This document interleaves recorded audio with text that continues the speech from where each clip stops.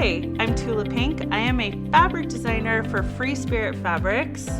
Love them.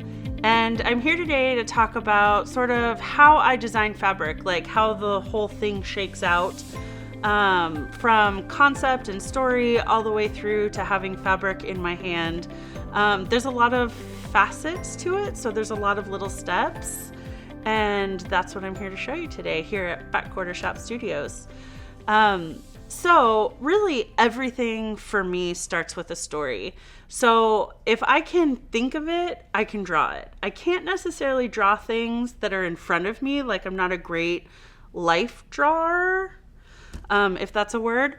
But I'm a great puller from my imagination. That's what I do best. And so when it came down to, the fabric line that I want to talk about today is actually Pinkerville, because the story of Pinkerville is really the story of me. And I came out with Pinkerville because it was the first line that I came out with under the new Free Spirit. So Free Spirit was purchased a year or two ago. And the very first line I came out with Free Spirit 9 or so years ago was called Parisville.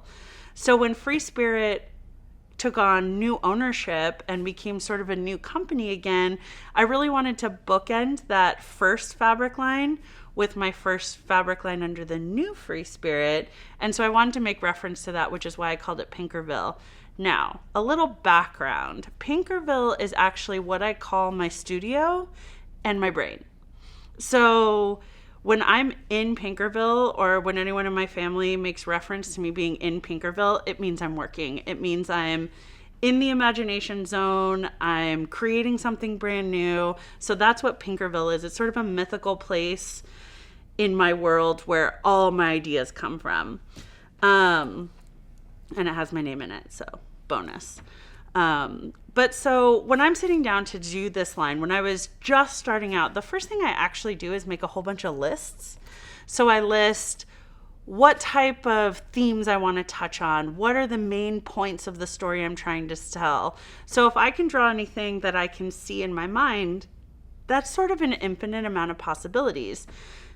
So I use storytelling and narrative to keep me on track and keep the story cohesive. So I know that if I'm drawing a penguin and a polar bear, the obvious next choice is not going to be a tropical toucan, because that wouldn't fit the story I'm trying to tell.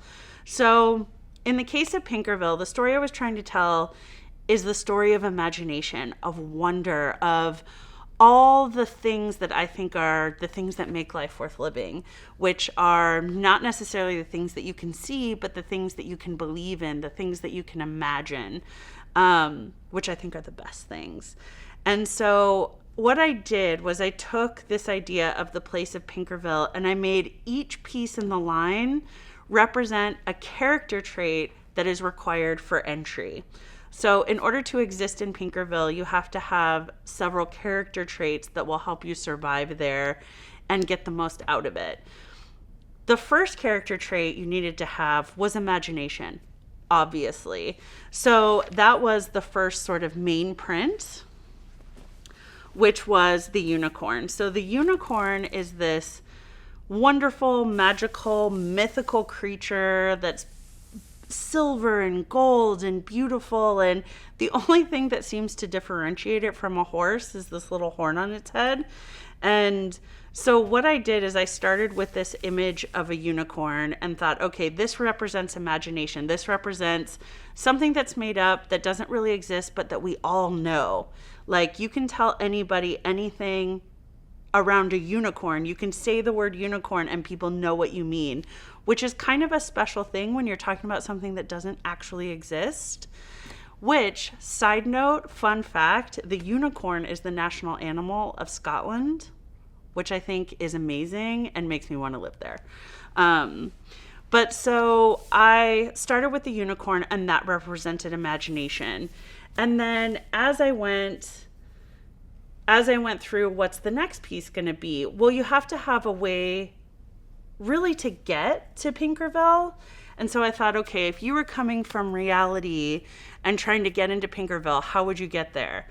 Well, you know those carnival rides that are like the Tunnel of Love, and you get in this little swan boat and then the doors open and you go into this like magical romantic place? I felt like that was the best way to get to Pinkerville. So one of the pieces in the line is actually a swan that you would ride into Pinkerville, and that's your guide through the magical kingdom of Pinkerville is this swan. So you would ride through Pinkerville on the back of this little swan. Very elegant way to travel, if you ask me. One of the other really important character traits that you're going to need in Pinkerville is the ability to see two different things at the same time. The ability to switch between reality and surreality interchangeably. So I developed this little guy who at first glance is a butterfly, but at second glance is actually an owl. So here's his two eyes and his nose. And so he's simultaneously an owl and a butterfly. So you can switch between two things just by switching your perspective, because a flexibility of perspective is very important here in Pinkerville. So the next piece I did is a piece that I ended up calling Blind Faith. My favorite type of person in the whole world, the type of person I most aspire to be, is the true believer. You know, that person that can see a picture, a grainy black and white picture of a log floating in a lake, and call that absolute, undisputable evidence of the Loch Ness Monster. That's the person I most aspire to be. That person that can so purely believe with a very minimal or no evidence whatsoever in the magical. That is the best person, in my opinion. And so I designed this piece that's actually marble, like it's like a traditional marble, paper marble print, but then swimming through all the little pools of water in the marble is this little Loch Ness Monster. And there's also a little swan here because we're here, so we had to get there. Obviously, we got there on the swan. And then there's like a little unicorn here that's drinking water out of one of the little pools. And so I love this idea of it's this one thing that we're familiar with, which is marble, like end papers. We see marble fabrics, marble papers, but then within that, there's so much more. And a lot of the work I do is about being willing to see more than just what hits you at first. I believe a great quilt is different at different distances away from it. So from really far away from a quilt, you're just seeing the overall thing, and it's one thing, and you can love it. But then if you move a little closer, you start to see that there's lots of little fabrics and prints and colors that you didn't notice from far away. So you get another sort of deeper view of it. As you get closer, I want you to see more and more and more. And when you're right up on that thing, I want you to have even another new experience with that quilt, whether you're seeing all the details in the fabric or an animal you didn't know was there. So that's something I'm always trying to do. Give you fabric that does one thing at a distance and something totally different up close. So it's sort of like a Where's Waldo situation. I want you to spend time, or if you're going to spend time with it, I want there to be a joy in that the more time you spend with my fabric, hopefully the more you get out of it. So here's all the little characters in it. Super fun. So another piece, so this piece is called Fairy Dust because clearly a little bit of magic dust goes a long way. So you need, and I'm not talking about pizza, you need that for fabric as well. So fairy dust was an important part of this fabric collection. And so that was sort of my concept, is with every piece that I made for this collection called Pinkerville, I was trying to think really hard about what the character attributes you most need to exist in this place. What would that be? What are the most important things that will help you navigate this magical landscape while you're there?